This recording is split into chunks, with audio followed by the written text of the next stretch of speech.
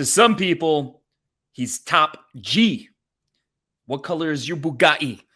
To others, he's the king of toxic masculinity, the ultimate misogynist, poisoning our culture by teaching men how to disrespect women. Andrew Tate is obviously a controversial figure who a lot of people pay attention to. As someone who gives dating advice to men, I'm curious if his dating advice is going to be extremely misogynistic, some crazy shit that's toxic and unhealthy, or if he's going to spit some facts.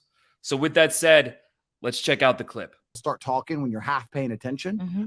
The first thing you need to do is you need to get their attention. What a lot of dudes will do is they'll come up, they'll start talking.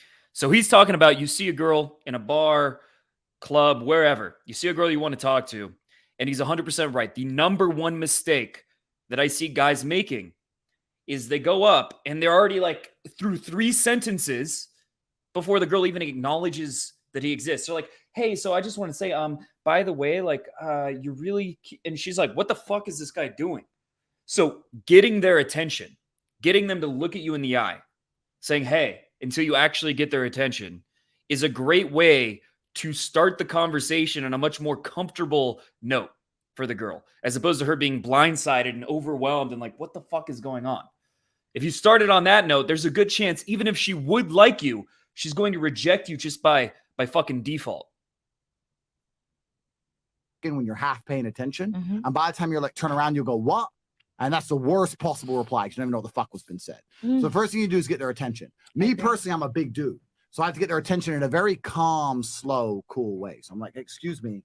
Very like, don't be worried. I'm not going to attack you. Yeah, or like, excuse me. So we're going to concede that she lost, right? She failed miserably. Right. No, she's, there was a few mistakes. I tried. There was a few mistakes. Canadian baby. All right. If anyone else wants to try, we'll do it again. Jay, do you want to try again after this scenario? Okay. Once you have their attention, what I personally say, and I know this is cliche, everyone's expecting some amazing line, but it's really not a line. I want to make my intention clear from the beginning. So like, excuse me. I just want to say you are absolutely beautiful. And I say it and I look them in the eyes. I'm all bitch. I will look you directly in the eyes when I tell you you're beautiful. I'm not punk. I'm not afraid of nobody. I make my intention clear. The reason I say that is because 99% of the time, unless the girl's a fucking cunt as a person, the only thing she can really say is thank you. She has to say something positive, right? So we've started, let's look at this from a human psychology perspective. Now I'm a stranger, but the first interaction is positive. True or false, right? So I've come over and said, you're absolutely beautiful. And she says, thank you. I said, you're welcome. I just want. So you can actually kind of learn game just by how he's controlling the room with all these women, right? How unreactive he is, how certain he is in what he's saying. He's very expressive, very passionate, and he speaks in a way that's very masculine, right? And he's clearly the center of attention. Everyone is reacting to him, and he's owning the room in a way that most people just wouldn't do. So that's game in itself. The other part of what he's saying about starting by telling a girl you're very beautiful, it's good. It's a good way to approach girls. It's not always the best. So it's basically good because a lot of guys, they have their whole life, they've kind of been pussies when it comes to women. That was me. It's just the truth, right? We're raised to be total pussies when it comes to making our intentions clear. We feel like, oh, if I tell a girl I like her, I'm going to get shamed.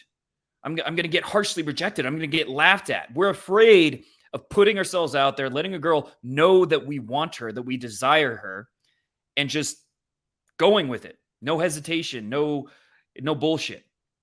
We think that will creep women out. Some women will be like, nah, dude, you're not my type. I'm not interested. I have a boyfriend. Occasionally, they'll even be mean. Most of the time, they'll be like, oh, thank you. You made my day, but I have a boyfriend. Or they'll light up. A lot of girls will just light the fuck up. They'll be like, oh my God, like, thank you. And it's really useful, especially if you haven't approached a lot of women in your life, to get comfortable with just putting your intentions out there. Because some girls will instantly reject you, and then you learn to deal with a real rejection. Because you actually, you put your ego on the line by telling her that you think she's hot, and now she rejected you, and you realize, I'm still here. It wasn't a big fucking deal. Didn't hurt me nearly as much as I thought it would. In my mind, it was a much bigger deal than it actually ended up being. So that's level one, is that it actually helps you become icy, to become unreactive, to become grounded. The other side is a lot of girls will actually love it, and you'll realize that masculine energy, that penetrating force, that penetrating energy of I want you. Some women, they're not going to be responsive to it, but a lot will be very, very responsive to it. You'll get a lot of very positive responses, and you get to cut through all the bullshit. Because a lot of guys, what they're going to do is talk to a girl. Me, the first year when I was going out to bars, I would talk to a girl for 45 minutes without letting her know in any way. She had no idea that I was a man. I might as well have been androgynous. There was no energy of, I want you. I want to have sex with you. That was not the energy of the interaction. They'd be like, it was nice meeting you. That's what happened. So learning to get over that and just go for it, it saves time. It's the most efficient way to approach, and it builds your confidence, and it will get way more results than pussyfooting around and half-assing it. It will get you far more results than that. So it's a great starting point. Now, sometimes, let's say a girl's in a group where there's a guy, going that direct is not necessarily the best move. There are scenarios or girls who really care, like socialites, who really care about how they're perceived. Unless you're exactly her type, they're likely to respond less positively. Personally, I don't really like those kind of girls, the ones that really care about their Instagram follower count, who really care about appearances, who have a lot of plastic surgery, that kind of thing. Not really my type. But if it is your type, then with them, you want to go more indirect and make them think you might not be hitting on them, because those girls tend to get a rush out of rejecting guys when they get hit on. To come and tell you that, I'm sure you hear it all the time. And I was wondering if I could have your Instagram. The reason I asked for an Instagram is because it's a far less personal than a phone number. If you ask for a phone number, very few people have her phone number. But every random motherfucker already follows her on Instagram. So why would she say no? Exactly. So she gives it to you. And this is human psychology. Smart. She's already said thank you. It's already positive. Now she's giving you her Insta, which everyone... So this is all true, but there's one major caveat.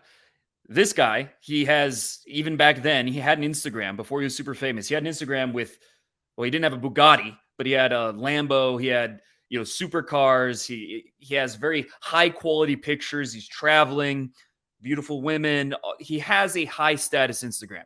So when someone follows him, he had back then probably like 50K followers, something like that. He has a lot of followers. I don't know if he was verified, but he has a lot of followers. His stories are all luxurious, right? Him in 5-star hotels, shit like that. And his Instagram is an automatic increase in status. Any girl who follows him is going to be like, who was that guy that I met? Oh, he's somebody. He's somebody. If your Instagram communicates that, then yes, give girls your Instagram.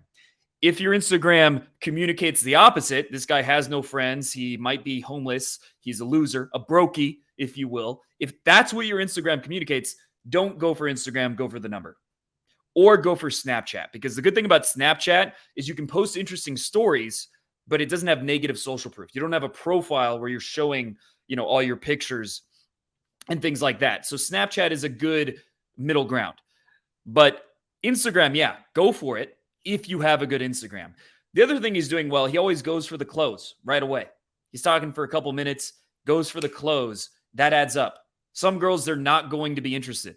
They just have a boyfriend, whatever. But if every girl, you talk to her and who you find attractive, you talk to her and you're going for the number within 2 minutes, some of them are going to be down. Some of them are going to be down. So that's going to work in your favor in the long run. Like, play the numbers game, because every girl is playing the numbers game. I really want you to understand that. Men don't play the numbers game because they think, oh, well then, I'm just some creepy guy that's like hitting on all these girls. I'm flirting with all these girls. I'm just some pickup artist or some shit. I'm going to get labeled negatively if I'm, hitting on every girl. Every girl is flirting with like 30, 40, 50 guys. Every hot girl. And the less hot ones make it 5 or 10. Every girl is getting DMs. They're matching with guys on Tinder. They're getting hit on by guys who they give their number to every single week. Unless they don't leave the house and they also don't have social media, they are playing the numbers game. And that's why they win. That's why they have more options, more abundance. And it's men who are the ones who become involuntary celibates, because every girl passively is playing the numbers game. And if you don't play the numbers game, then you're at a disadvantage. If you're just trying to hit on that one girl, Susie, at work, that's it. You're putting all your attention. You're like, I'm not going to go approach other girls, talk to other girls, DM other girls. I'm going to get this one. Guess what? She's choosing from you and 50 other guys. Maybe you'll be the one. Is that really the way that you want to play the game? Is that really going to work out in your favor if you only have one option and that girl you're talking to has 50? You need to have 50 options as well. Else has. And after she gives me her Insta, this is the true test. I say, what's your name? Let's say she says, Jade. I'm a Eurocentric bubba. No, I'm joking. Jade. I'll say, it's nice to meet you, Jade. I'll shake her hand. And I'll wait 2 seconds. If she says, what's your name? She's on it. If she wants to know my name back, it's done. Game over. 100% in the bag. He's essentially right. So he has a test in the interaction to find out if the girl's interested. You could call it in pickup artist terms, it's a compliance test. And it's really good to have a way to do that. One way is you introduce yourself. Does she ask you your name back? If she does, she's probably interested. If you leave a silence in the conversation, does she fill it?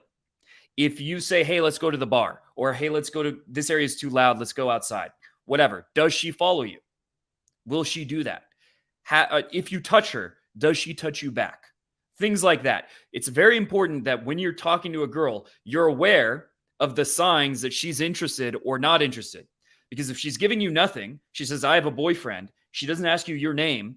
I see so many guys, they'll try to hit on that girl and she'll tolerate them, maybe talk to them for 10, 15 minutes. It went nowhere. Complete waste of time. So you want to find out quickly, have a way, and Andrew Tate's example is a good way to do that. Find out if she's interested. You don't know 100%, but you have a good idea. So you need to find if she is compliant based on something. Whether she asks you your name after you introduce yourself is a simple way to do that. That's a nice little technique. So overall, Andrew Tate's advice, I mean, he was saying compliment the girl, be polite. I try to be very polite and respectful. I don't come on too strong or aggressive because I'm a larger man. So basically, he's empathetic. He's respectful. It's kind. I don't see the misogyny, at least not in this video. This video is actually, it's good advice. It's not 100% what I would do. It's a bit oversimplified, but the basic idea is 100% sound. It's not bad advice. So with that said, if you enjoyed this video, make sure to subscribe to the channel.